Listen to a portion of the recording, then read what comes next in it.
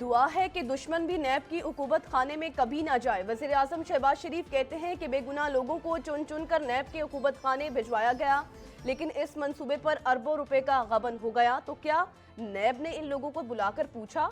करोड़ों रुपए खर्च होने के बावजूद खंडरात वही के वही हैं।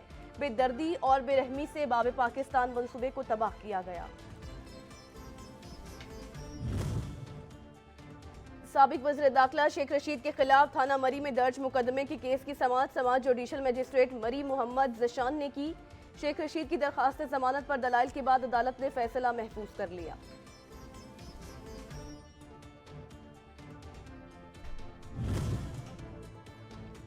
पीटीआई रहनुमा असद उमर कहते हैं कि ये मुल्क को कहां लेकर जा रहे हैं। आइन में 90 दिन के अंदर इलेक्शन करवाने का लिखा हुआ है।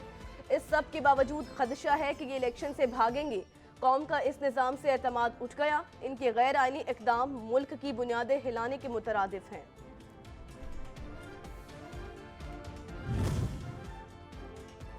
सिंध हुकूमत के अज़ाइम किसी से भी ढके छुपे नहीं। हाफिज नईमुर रहमान कहते हैं कि अवामी मैंडेट और अपनी एक एक सीट और वोट का तहफ़्फ़ुज़ करेंगे। कराची की 6 यूसिस का फौरी फैसला किया जाए, जिनके फॉर्म 11 और 12 हमारे पास मौजूद हैं। मखसूस नशस्तों पर इंतखाबात कराए जाएं ताकि इंतखाबी मराहिल आगे बढ़ें। आज इलेक्शन कमीशन सिंध के खिलाफ एहतजाज किया जाएगा। कराची हल्के NA 243 से MQM के उम्मीदवार फारूक सत्तार के कागजात नामजदगी मुस्तरद कर दिए गए। आरओ का कहना है कि फारूक सत्तार के तजवीज़ कुनिंदा हल्के के रहायशी नहीं है। फारूक ने रिटर्निंग ऑफिसर से शाम 4 बजे तक की मोहलत तलब कर ली।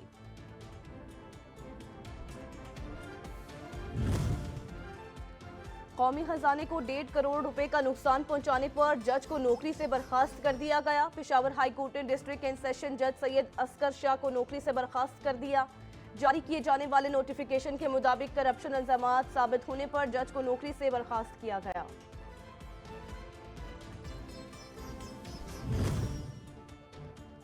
मेजर मोहम्मद जवाद शहीद और कैप्टन सगीर अब्बास शहीद की नमाज जनाजा रावलपिंडी और कोट अदू में अदा की गई। ISPR के मुताबिक नमाज जनाजा में बड़ी तादाद में सीनियर सर्विंग और रिटायर्ड अफसरान की शिरकत।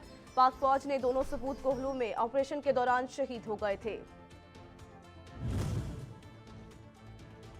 शहर कायद में CTT दुश्मनों के खिलाफ इन एक्शन। टारगेट किलिंग में मुलव्विस सियासी जमात का टारगेट किलर गिरफ्तार। टारगेट किलर मोहम्मद बेग उर्फ शराज से एक दस्ती बम और पिस्टल बरामद।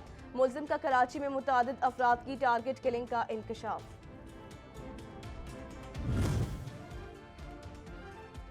और सनसनीखेज लम्हात से भरी 18वीं चोलिस्तान डेजर्ट जीप रैली का तीसरा रोज स्टॉक और खवातीन कैटेगरी समेत dirt bike race, truck race और दीगर मुकाबले भी होंगे। स्टॉक कैटेगरी में खवातीन रेसर समेत 7 गाड़ियां ट्रैक पर रवाना।